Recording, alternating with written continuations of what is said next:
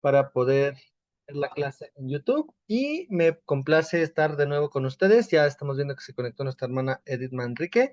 Bienvenida, hermanita, Dios me la bendiga. Y vamos a comenzar con la clase ahora sí, para poder determinar lo que ya vimos la clase pasada. Terminaremos de verlo, estudiarlo, sobre lo que es la regla tercera, que en este caso tiene como título, y bien nos dice, tomar las palabras en el sentido que indica el contexto. Así que antes que todo vamos a comenzar a orar y vamos a presentar este tiempo delante de nuestro Dios. Señor Jesús, amado Padre Celestial, precioso Espíritu Santo, te damos gracias en esta hora porque nos permites estar de nuevamente conectados, Señor, en una clase más de hermenéutica. Señor, gracias porque todo lo utilizas para bien, Señor, y el día de hoy estamos conectados en tiempo y forma, Señor, para poder escuchar de tu palabra, para poder nuevamente tener estos recursos en nuestra mente, en nuestro corazón, en nuestra vida, Señor, en nuestros oídos, para poder, Señor, nosotros aprender a seguir, Señor, sacando lo mejor de tu palabra, Señor, aprender a ser verdaderos intérpretes de tu palabra, Dios. Sabemos que tú pones el querer como el hacer por tu buena voluntad, Señor, para poder tener estos conocimientos en nuestra vida. Y te agradecemos porque eres fiel y bueno, Señor, porque a pesar de tener múltiples situaciones que nos puedan hacer caer, múltiples ocupaciones que nos quieran quitar el tiempo para poder estudiar tu palabra, Señor, aquí estamos nuevamente conectados delante de tu presencia, Dios. No cambiaremos nunca, Señor, el sentir de buscar más de ti, Señor, de buscar aprender más de ti, de aprender a que podamos desglosar tu palabra, de que podamos encontrar las cosas ocultas que tú nos muestras en tu palabra, Señor. Ayúdanos a tener entendimiento, que tu Espíritu Santo nos abra nuestra mente y deposite lo más importante que se ve el día de hoy en esta clase, Señor, para que juntos podamos tener la seguridad de que tú estás con nosotros, tú estás al pendiente y así como le dijiste a Salomón, pídeme lo que quieras, hoy te pedimos sabiduría, Señor, para que tú nos la puedas dar sin reproche, Señor, también como lo dice tu palabra, y que podamos obtener las riquezas de tu palabra, Señor, y que podamos saber aplicarlas en el momento adecuado para poder siempre conocer que tú eres el Dios verdadero, que no dijo las cosas solo por decirlas, sino que el día de hoy conocemos que tú eres real y que nosotros estamos siempre dispuestos a escuchar más de ti, Señor. Te agradecemos por todo lo que haces en nuestra vida. Infinitas gracias porque nos permites estar delante tuya. Y Señor, permítenos comenzar la clase sabiendo que tú eres el que la va a dar. Y yo, como siempre, me hago a un lado para ser un alumno más delante de ti, Dios. Te damos gracias por todo. Te bendecimos en el precioso nombre de Cristo Jesús. Y todos decimos amén y amén. Pues bueno, vamos a Amén. comenzar donde nos habíamos quedado en la parte de la regla tercera en el diagrama, que conociendo lo que significa el antetexto y el postexto en conjunto con el texto, recibe el nombre de contexto para que de forma general sepamos que todo lo que engloba alrededor de una palabra, de un versículo bíblico que nosotros querramos estudiar, prácticamente tiene una riqueza importante y lo que se dice antes y después tiene muchísimo peso en lo que nosotros podemos estar leyendo y ahora sí podríamos aplicar de una forma efectiva. Como lo estábamos viendo la clase pasada con Filipenses 4:19, espero que ustedes hayan tenido un versículo de su preferencia, de su gusto, y que ustedes hayan podido leer qué decía antes y después para saber por qué nuestro Dios permitió que esa revelación de ese texto pudiera ser efectiva y realizada, y pues obviamente entendiendo que todo significa algo dentro de este contexto que estamos el día de hoy estudiando. Pero para eso vamos a poder estudiar lo que significa meramente el texto. La palabra texto se va a derivar del participio del verbo latino que es textere, cuyo significado básico es tejer. En este caso, un texto es un tejido de palabras, frases, significados, relaciones que intentan comunicar una información o un estado de ánimo. Esto es muy importante porque si el significado en latín es textere, que es tejer, de acuerdo a las situaciones textiles, podemos ver que es un tejido de palabras. Cuando nosotros vemos un tejido que es hecho artesanalmente, vemos que tiene pues el hilo entresacado con el otro para poder formar una figura, para poder formar un garigoleo, un arte demasiado único y especial. De la misma forma, el texto está tejido de una forma particular, incluso de forma artesanal por parte de Dios, para que utilizando a los escritores que Dios utilizó, a los más de 43 escritores, como lo vieron en mi bibliología, ustedes van a poder tener este tejido de palabras, frases, significados y relaciones que van a ustedes a ser comunicativos y o van a poder transmitir un estado de ánimo de la persona que estaba escribiendo, pero también de parte de Dios. Si nosotros podemos analizar esto, podríamos nosotros incluso ver cuando Dios les habla a los profetas para que los profetas hablen al pueblo de Israel. En este caso les decía que, pues en este caso, por ejemplo, tomando un ejemplo aislado, en el caso de Isaías 1, habla que él está harto, que Dios está harto de los sacrificios que no se hacen con el entendimiento correcto. Y eso considera a que justamente llamen al arrepentimiento. ¿Para qué? Para que si sus pecados son rojos como la grana, sean blanqueados blancos como la nieve. ¿Por qué? Porque él estaba harto, porque hacían sacrificios solamente por hacerlos y no lo hacían con el entendimiento y mucho menos con el arrepentimiento genuino que Dios esperaba de ellos. De hecho, pues justamente en muchos aspectos le decía que era un pueblo de dura cerviz, que era un pueblo ramero, que era un pueblo infiel, que era un pueblo aprovechado. Todas estas cosas Dios las decía no para que se ofendieran, sino para que ellos volvieran en sí y decir, sí es cierto, Dios, estamos siendo un pueblo incorrecto, un pueblo que no te obedece, estamos siendo un pueblo que se inclina hacia otros dioses y vamos a volver al Dios de nuestra vida, al Dios de nuestros días, al Dios de Jacob, de Isaac, de Abraham. Volvían a esta parte y estos tejidos permitían que, viéndolos todo el pueblo, pudieran arrepentirse y lograr el objetivo por el que Dios mandó este tipo de textos.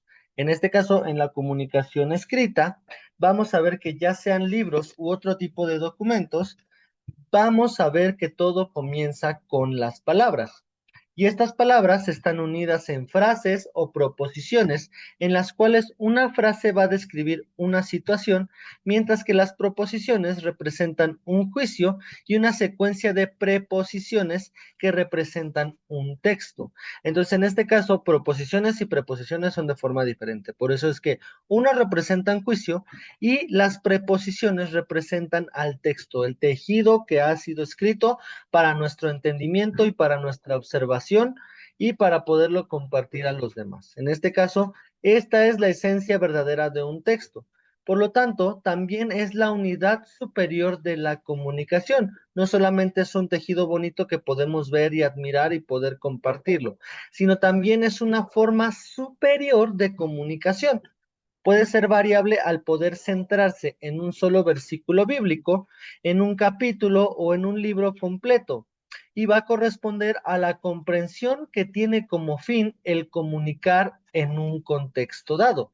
Ya supimos lo que era contexto y ahora la comprensión va a permitir que comuniquemos todo el contexto, todo lo que centra un verdadero texto, para que podamos entenderlo y el texto sea más entendible de acuerdo no a lo que nosotros hayamos estudiado, si nos quedamos en primaria, secundaria, preparatoria, en una universidad, licenciatura, en una maestría, todos aquellos títulos no van a importar si nosotros no entendemos lo que significa un texto.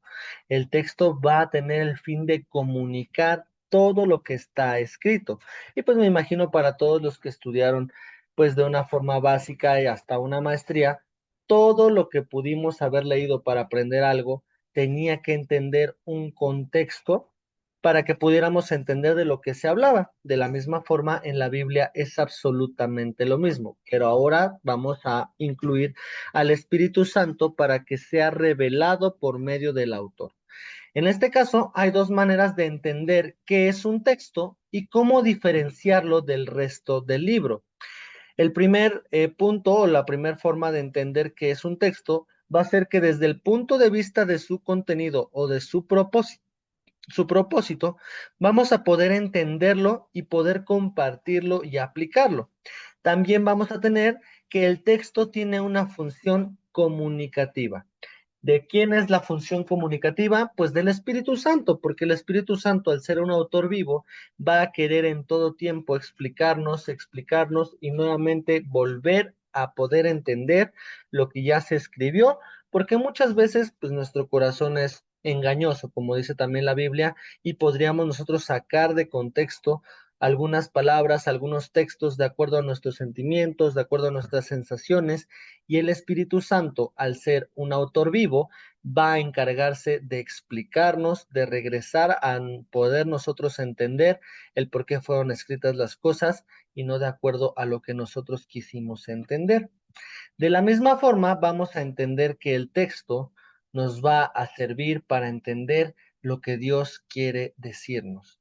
Y pues hasta aquí había quedado esta parte del entendimiento para poder llevarlo y les comparto nuestro cuestionario 8 para poder continuar con la siguiente parte de estas diapositivas. El cuestionario número 8 tiene las siguientes preguntas. ¿Cuáles son los 5 aspectos que debe trabajar el intérprete? ¿Qué es lo que es un método? ¿Por qué es necesario seguir un método? ¿Cuáles son las 3 características del método de Lucas? Entender cuál es la segunda regla de la hermenéutica. ¿Qué herramientas podemos ocupar para poder ayudarnos a identificar las palabras en su sentido de la frase? O sea, prácticamente en pocas palabras, la última pregunta es, ¿qué herramientas de estudio podemos ocupar para poder entender la regla segunda de la hermenéutica? Una vez dicho el cuestionario número 8, vamos a poder continuar con nuestra siguiente parte de la clase. ¿Hasta aquí tienen alguna duda? Me gustaría poder escucharlos y decir, ¿sabes qué, David? Me quedó claro, profesor David, me quedó claro, no me quedó claro, tengo algunas dudas. ¿Alguien que quiera abrir su micrófono y decir si todo está claro?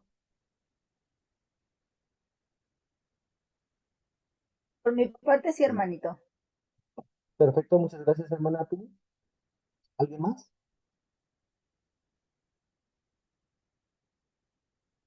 Bueno, si todo está correctamente entendido, vamos a continuar entonces con las siguientes diapositivas y vamos a entender el texto y la comunicación. Para que pueda existir una verdadera comunicación, tanto el emisor como el receptor deben conocer un mismo código o lenguaje. Esto para aquellos que pudieran haber estudiado programación, ya sea los que estamos aquí dentro de la clase o los que nos estén viendo en YouTube, pues es de la misma forma lo que podemos entender cuando un programador hace una aplicación, una página de internet, el desarrollo de una plataforma para atención al cliente. Todos estos tipos de situaciones que hace un programador se manejan por un lenguaje o una forma para poder comunicarse con el aplicativo y con la persona que estará siendo el receptor final pueda tener la forma de entender y leerlo para que se entienda de una forma común y de una forma correcta para que no se quede perdido el conocimiento y entendimiento de lo que estamos hablando. De la misma forma, para que exista una verdadera comunicación, tanto el emisor como el receptor deben conocer un mismo código o un mismo lenguaje. En este caso, el ser humano tiene la capacidad de recibir, de desarrollar y de transmitir conocimientos o cultura. La palabra comunicación tiene una etimología latina que indica tener algo en común y de compartir ya sea un sentimiento o una idea. Para esto, la Biblia es el intento exitoso de Dios de comunicarse con el hombre y dirigirse hacia él. Jesús era la palabra viva en ese momento porque la sabía y la vivía cuando estuvo en la tierra. O sea, imagínense qué poder para poder escuchar la palabra de Dios ya sabida y vivida por medio de aquel que la escribió. Es algo hermoso y si al día de hoy lo podemos leer en los evangelios, nos emocionará aún más el poder conocerlo en una eternidad y conocer cuáles eran los secretos que quería Dios siempre interpretarnos y darnos a conocer en todo tiempo. Es algo increíble y de la misma forma es el intento exitoso lo que al día de hoy leemos de comunicarse con el hombre y de dirigirse hacia él. ¿Por qué entendemos que es un intento exitoso de Dios? Porque al día de hoy, si lo leemos y Dios ha cambiado algo por medio de esa lectura, es un intento exitoso. Y podemos al día de hoy dar gracias a Dios porque este intento exitoso sigue cambiando vidas hasta el día de hoy y hasta que llegue el tiempo que Dios ha establecido para que termine esta dispensación de la iglesia y podamos llegar al tiempo del Apocalipsis. Es algo muy hermoso, muy precioso que podemos conocer el día de hoy. Continuando con la clase, a lo largo de la Biblia vemos a Dios siempre tratando de comunicarse con el hombre de una forma especial. En este caso, en la comunicación, tanto el que habla, por el simple hecho de dirigirse hacia otra persona, va a estar manifestando todas y cada una de las voluntades de ser escuchado y de ser comprendido para poder recibir una respuesta del receptor. Por este caso, cuando nosotros leemos la palabra de Dios, tanto nuestros pastores como aquellos que se han encargado de entender y de interpretar la Biblia y de poder utilizarla para poder predicar, para poder hacer una recepción de la palabra, necesitamos en todo tiempo, cada vez que leamos la palabra, la escuchemos y podamos recibirla de parte de Dios por medio de aquel que la dé, tener esa respuesta nuestra con acciones, con formas de pensar, con formas de orar, con formas de nosotros alabar el nombre de Dios y decirle sí a lo que estemos leyendo y recibiendo. Si Dios nos llegara a hablar de una situación de pecado o de arrepentimiento, la respuesta de parte nuestra al recibir esta parte de enseñanza para poder tener esta situación de arrepentimiento, lo que necesitamos tener en nuestra vida es justamente esta parte de respuesta en nuestro corazón, de decirle, sí, Señor, yo te pedí que tú me enseñaras esto, yo voy a querer utilizarlo para poder yo arrepentirme y poder llegar a esta explicación dada y nosotros no poder llegar a nada más entenderlo por nuestras propias palabras y nosotros querer decir sí, amén y ya, ¿no? Darle vuelta a la página, sino aplicarlo, incluso vivirlo de una forma perpetua, si es que a lo mejor es algo que Dios quiera cambiar en nuestro corazón, y pues obviamente va a tener siempre la manifestación Dios de que nosotros al recibir la palabra podamos hacer acciones para responder a aquel que la dijo. En este caso, Génesis 22:11 y Éxodo 3:4, Dios nos va a enseñar que siempre Dios nos intenta llamar la atención al ser humano para establecer un circuito de comunicación. Para poder continuar con la clase, me gustaría que nuestra hermana Sonia nos ayudara a leer Génesis 22:11 y nuestro hermano Jesús Éxodo 3:4. Cuando lo tengan, pueden abrir su micrófono, ¿vale?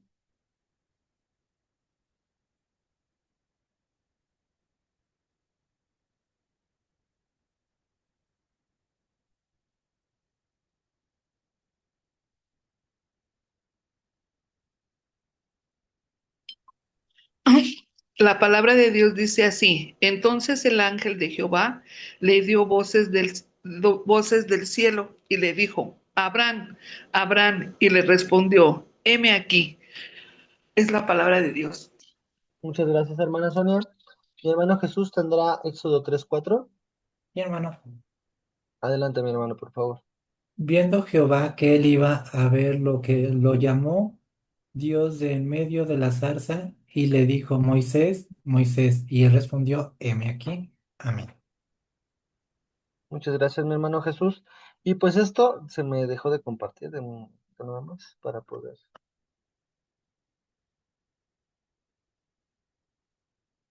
seguirles compartiendo. Efectivamente, como lo estaba leyendo nuestra hermana Sonia y nuestro hermano Jesús, esta forma y este intento de Dios de poder hacer esta respuesta era justamente conforme a estos textos. ¿Por qué? Porque ellos trataban, en este caso nuestro Dios trataba de acercarse con el hombre por medio de la persona en turno y pues él trataba de que esa explicación fuera lo más adecuada posible para que no quedara ninguna duda de que Dios estaba hablando y que Dios quería una forma particular de respuesta. En este caso, muchas veces en el pueblo de Israel les pedía sacrificios, les pedía, en este caso, que tomaran, por ejemplo, en el caso de Abraham, que edificara un altar para que ahí se supiera que Dios estaba hablando con el hombre.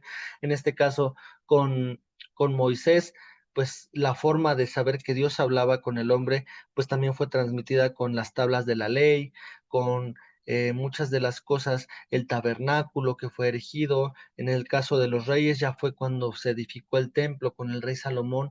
Estas eran las figuras que Dios permitía para que todas las cosas que se trataran de entender pues fuera prácticamente esa parte de entendimiento para que no llegara a haber ninguna duda con lo que se estaba explicando de parte de Dios. Entonces, toda palabra siempre va a comunicar algo y la comunicación se cumple cuando hay un diálogo en la que las dos partes van a entender y reaccionar a la misma.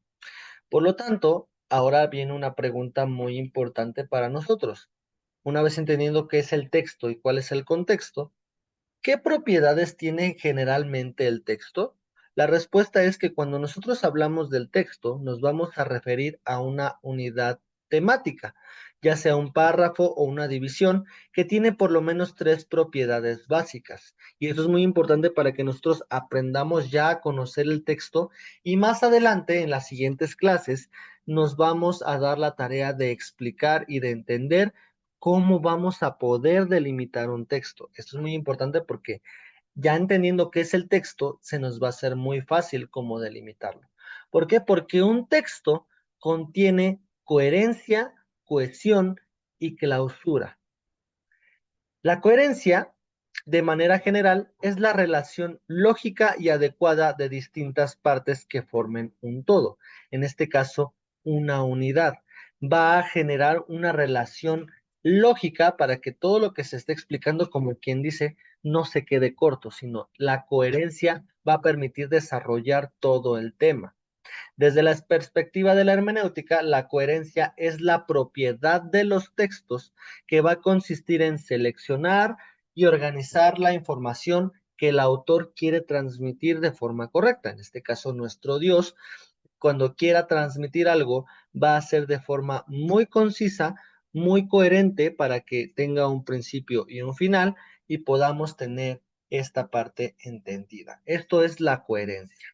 De la misma forma, coherencia y cohesión, la información puede ser transmitida de forma clara y precisa por el receptor. El texto coherente tiene las siguientes características. Todos los enunciados deben girar en torno a un tema, debe ser organizado y estructurado, que las partes se relacionen entre sí, debe tener una progresión temática. Esto es muy importante porque si nosotros leemos los evangelios, no sé, por ejemplo, la parábola de los dos deudores.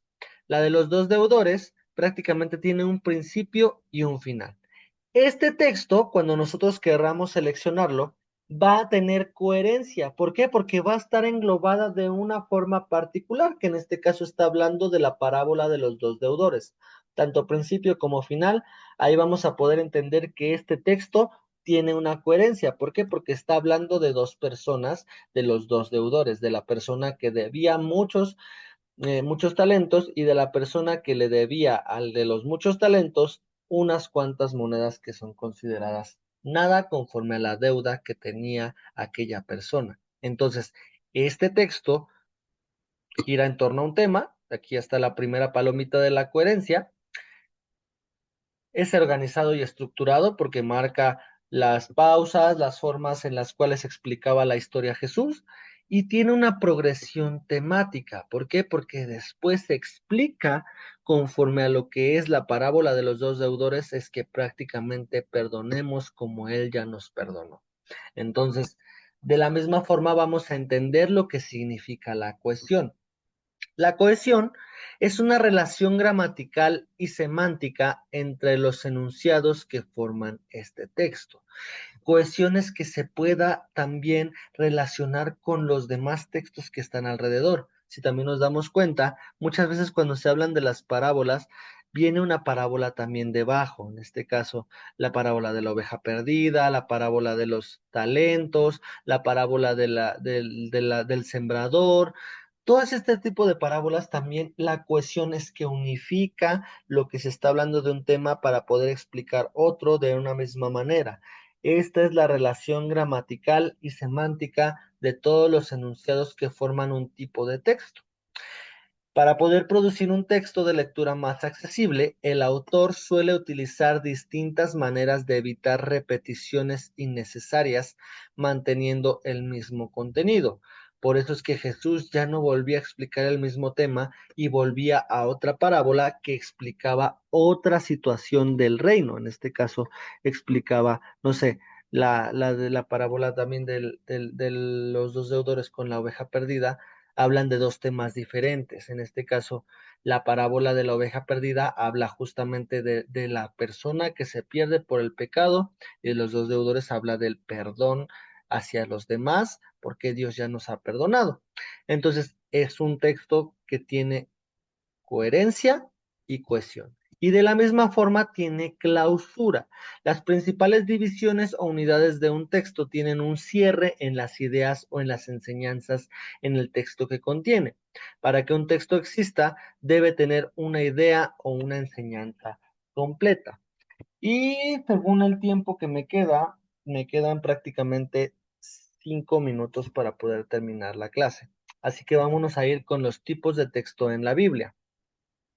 Los tipos de texto en la Biblia, el primero es la prosa. Hay textos en los cuales fueron escritos de forma particular, en las cuales el autor, que fue inspirado por Dios, lo utilizó de una forma precisa y explicando un tema determinado con una forma literaria que al día de hoy conocemos y que tal vez estudiamos ya en español. La prosa, la poesía, la narración, todos este tipo de textos fueron escritos también de una forma particular. El primer punto que vamos a ver va a ser la prosa. La prosa es la forma básica de la comunicación bíblica. Significa directo o recto. Es el lenguaje directo que no se somete a una ley de escritura. La palabra de Dios está escrita en prosa explicativa o expositiva, que prácticamente no tenemos que pensar mucho y solamente es concisa, ¿no? En este caso, cuando habla Jesús acerca de algunas cosas que tenemos que hacer, por ejemplo, Jesús y la oración no dice palabras o formas explicativas distintas que nosotros tengamos que interpretar de una forma más avanzada, sino Jesús decía prácticamente, vete a un lugar apartado y prácticamente ora lo que tengas que orar, y lo que tú oras dentro en lo privado con Dios, Dios lo va a expresar en lo público, y tú tengas la oportunidad de sentarte en tu aposento, utilizar todos los recursos que tienes de parte de Dios para poder orar, y ahí es donde Dios explica de una forma clara, explicándolo paso por paso, o expositivo, que prácticamente es el reino de los cielos, no sé, por ejemplo, es como alguna de las situaciones que Jesús expuso, y ahí nosotros entendemos que la prosa es explicativa o expositiva, expone un tema o lo explica. Prácticamente esta es la situación en la cual está escrita la mayor parte de la Biblia, pero también está escrita en el siguiente, que es la poesía. La poesía es la segunda forma de composición bíblica, la cual va a ocupar un tercio del Antiguo Testamento. Uno de los textos que están escritos en poesía puede ser también de los más importantes, o de lo que más resaltan, puede ser cantares, proverbios y sobre todo los salmos, porque David escribió, era un escritor y era un adorador nato, en el cual muchos de sus salmos que tuvo escritos son para justamente embellecer el texto, y que fuera más amplio, y para la forma de adorar de Dios, pues fuera muchísimo más hermoso para poder entenderlo. De la misma forma, existe el texto narrativo, que es la tercera forma de escritura. Este tipo de texto sigue la mayoría de las reglas de la prosa. O sea, quiere decir que está escrita en prosa, pero sigue el texto narrativo. ¿Por qué? Porque es una prosa explicativa o expositiva, pero siguiendo lo que el español dice que es la narración. ¿Por qué? Porque dice que es el arte de contar un suceso que tiene una serie de características especiales que forman un relato extraído de un texto. Por ejemplo, los viajes misioneros de Pablo en el libro de Hechos es un texto narrativo, pero también está escrito en prosa, porque está explicando cómo se puso el evangelio de un continente a otro, de un sitio de Asia Menor al otro, pero también está siguiendo la misma prosa. ¿Por qué? Porque está explicando cómo el evangelio se produjo, cómo el evangelio siguió avanzando para su entendimiento y su cierre correcto. Entonces, también viene en el tipo de texto en la Biblia el texto de sabiduría, en el cual contiene textos que tienen conocimientos, tienen experiencias, tienen elementos básicos para el diario vivir, que aportan al ser humano. Hay 5 libros en la Biblia y cada uno de ellos con características diferentes, libros de sabiduría que podemos contener. En este caso, uno de los libros de sabiduría son los Proverbios, porque fue escrito por el hombre más sabio que ha pisado esta tierra, que en este caso es Salomón.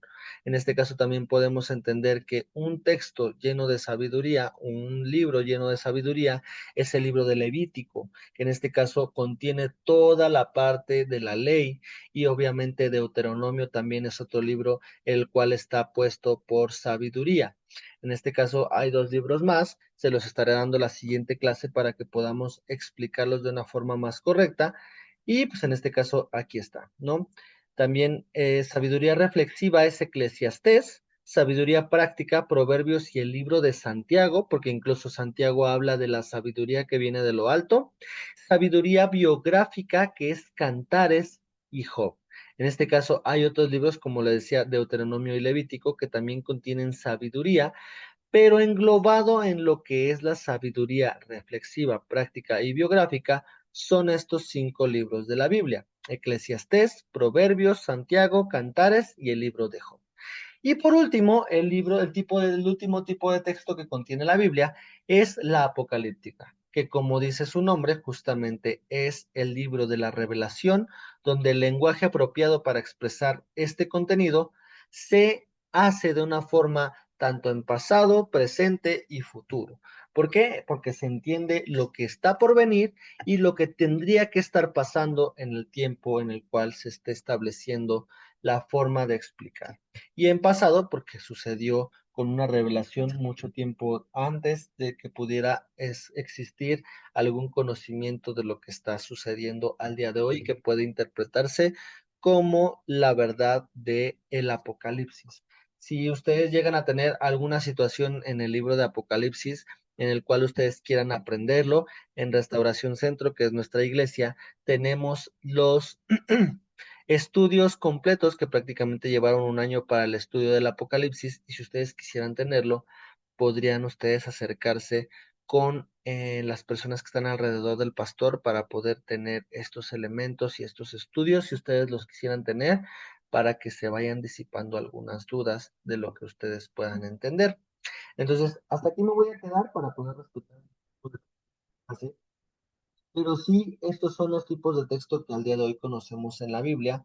Y primeramente Dios, nos vamos a conectar en la siguiente clase para poder ver qué más vamos a seguir viendo. ¿Por qué? Porque no solamente vamos a ver los tipos de texto, sino ahora, como les decía yo anteriormente, una vez conociendo la composición del texto y del contexto, vamos a poder tener como resultado el cómo vamos a poder delimitar el texto. Y esta va a ser la siguiente clase para que ustedes tengan en su corazón dispuesto lo que vayamos a ver en la siguiente clase. Así que me despido de ustedes, por favor, agradezcan a Dios en un momento antes de su siguiente clase para poder agradecer por lo visto en la clase del día de hoy. Nos vemos la siguiente semana y cualquier duda que tengan con sus cuestionarios, por favor, háganmela saber.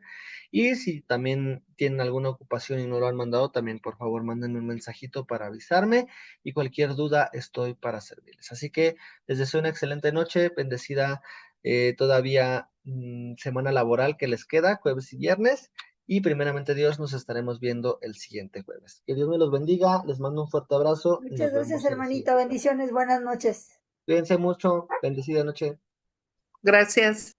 bye.